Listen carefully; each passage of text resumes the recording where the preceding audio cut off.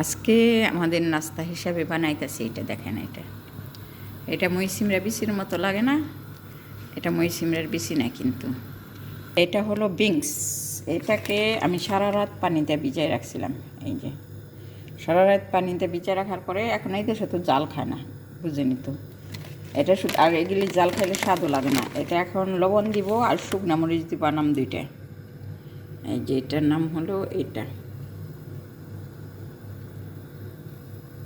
এটা খাইতে খুব টেস্ট লাগে। বিনস আছে না, বিনস, ওটার মতো লাগে।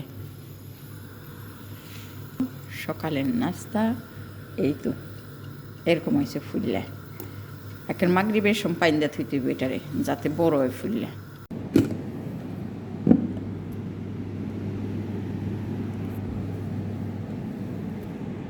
বিসমিল্লাহির রহমানির রহিম। আসসালামু আলাইকুম প্রিয় আমার ভাই বোনের, আপনারা কেমন আছেন? আশা রাখি ভালো আছেন। ভালো থাকেন এই দোয়াই করি। আজকে আমি চিংড়ি মাছটা চাইনিজ রাইস রান্না করব। এটা আদা ও রসুন দিয়ে দিলাম। আমি আদা ও রসুন কাইটা দিচ্ছি কেন, এখানে বেশি হলুদ এই ধরনের মশলা ব্যবহার করবো না।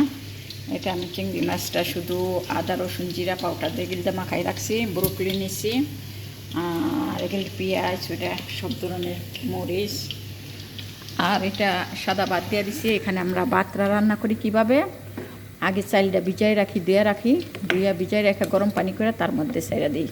চালটা তো ভাতটা খুব সুন্দর হয়, ভাতটা ভাঙে না। তো এটা আমি দিয়ে দিচ্ছি। এগুলি একটু ভাজা হইব, হালকা অল্প ভাজা হইতে পেঁয়াজটা দিয়ে দিন আমি।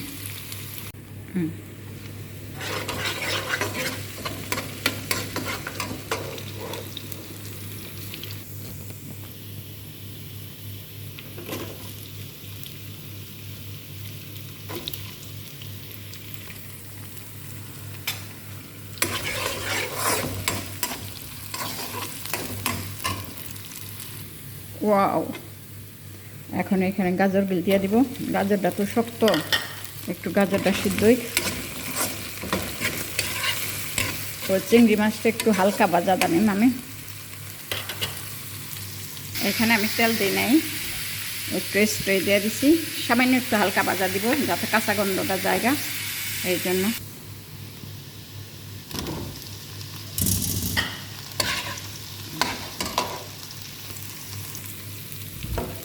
চিংড়ি মাছটা দিয়ে দিলাম।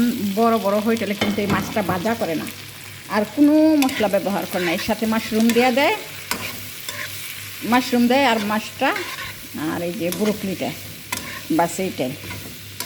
গাজর বড় বড় করে কাইটে একটু হালকা করে দিয়ে দেয়, সিদ্ধ করে না কোনো রকম। কারণ এখানে মাঝে মধ্যে কিনে আনে, তো ওরা খায় মাঝে মধ্যে কিনে আনে দেখি। তো আমি মাশরুম ব্যবহার করবো না কেন, আমি একটু খাইতে পারি, এর জন্য মাশরুম ব্যবহার করবো না, মাশরুম খাই না। তাই আমি এখানে একটু এই মশলাটা দিয়ে দেবো, সামান্য একটু নামের, এই তো নামের এক বিন্দু, আর এই মশলাটা একটু দিয়ে দেবো। ব্যাস, এই তো নামের একটু মশলা দিছি, এই যে সব মিললে।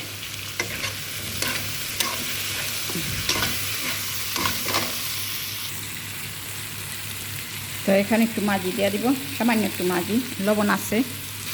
মাঝিটা দিলে একটু স্বাদ হয়, মাঝিটা টেস্টি মিলার মতো মিলা বলে লবণকে, মাঝিটা তবে টেস্টি সল্টের মতো।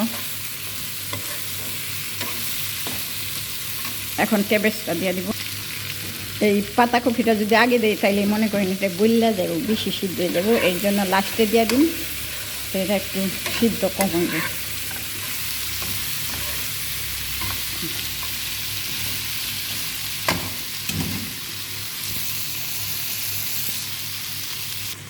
তাই আমি সব ধরনের মরিচ দিয়ে দিচ্ছি এখানে, এই যে।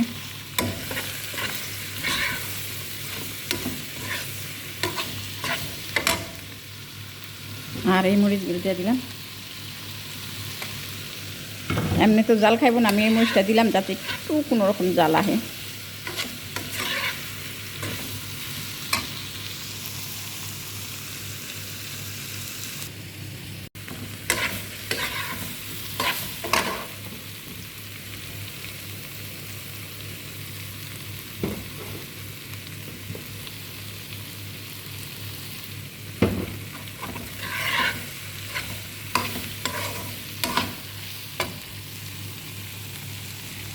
এটা আমার হয়ে গেছে, নিয়ে আসছি।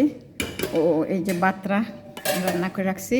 তো এইখানে তো আমাদের ফ্যান গালার কোনো ব্যবস্থা নাই, তার জন্য আমরা সব সময় এই যে রাখি, জাজরা বুল আছে না, ওই বুলিয়ে রাখি।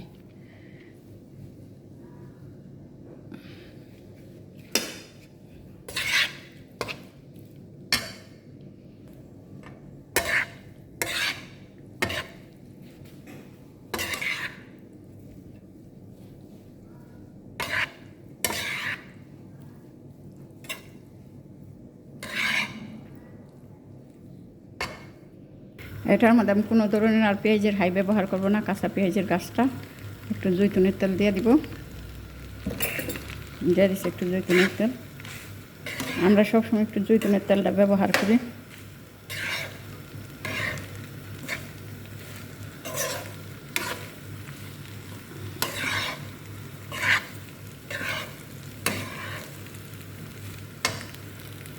আপনারা ঘি ডালটা ব্যবহার করেন, এখানে ঘি ডালটা তেমন একটা খাওয়া হয় না, এর জন্য আমি ব্যবহার করি নাই ঘি ডালটা।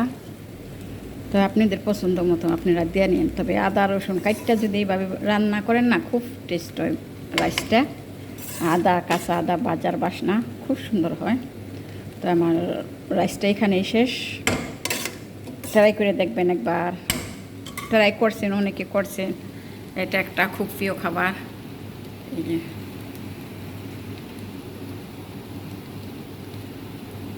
বাত্রা হওয়ার পর বেশি রান্না করবেন না, বেশি রান্না করলে চালটা ভাঙ্গা যাব, বাত্রা ভাঙ্গা যাব। এই জন্য বললাম বাত্রা হওয়ার পরে গ্যাসে দেওয়ার পরে বেশিক্ষণ রান্না করবেন না, শুধু 5টা মিনিট।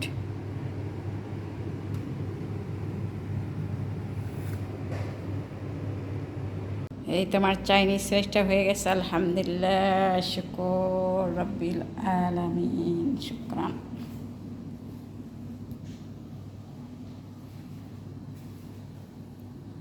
আপনারা মনে হয় বিরক্ত হন আমার কথায়, আমি ভালো করে কথা বলতে পারি না বিদায়, যারাই দেখেন।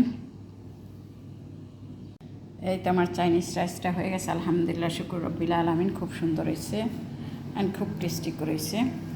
বেশি মশলা দিই নাই, হালকা মশলা দিছি। আদা কাইটা দিলে আদাটার বাসনাটা অনেক সুন্দর হয়, এর জন্য আর কি আমি বেশি মশলা দিই না, আদা রসুন কাটা দিয়ে বানাইছি। তা ভিডিওটা এখানেই শেষ। আল্লাহ হাফেজ। সবাই ভালো থাকবেন, সুখে থাকবেন, শান্তিতে থাকবেন। আল্লাহ ইনি সবাইকে ভালো রাখে, এই দোয়াই করি। আল্লাহ হাফেজ। আসসালামু আলাইকুম।